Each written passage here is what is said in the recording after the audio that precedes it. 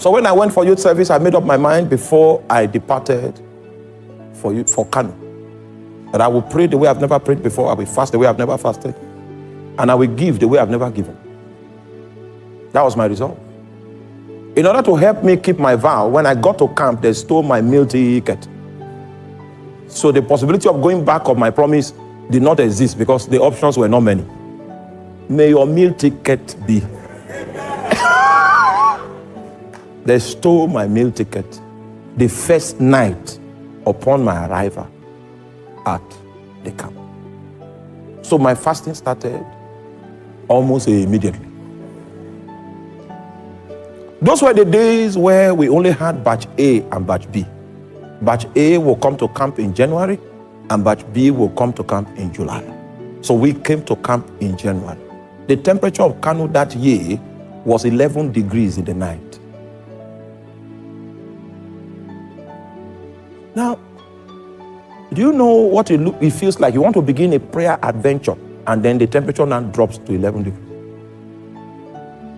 The meaning of 11 degrees is that it's very convenient for sleeping.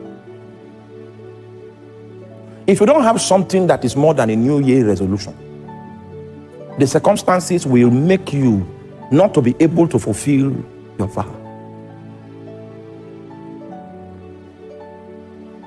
So I began to push in prayer, began to push in fasting, began to push. Those were the days when camp was 30 days.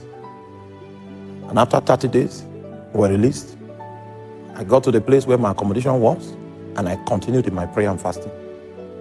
The place was conducive. I found a hill.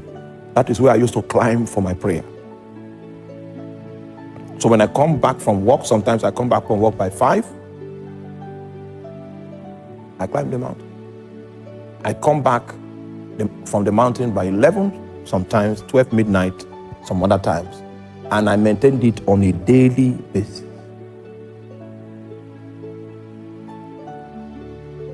So I was praying for January, prayed February, prayed March, prayed April, prayed May, prayed June. In June, God now told me,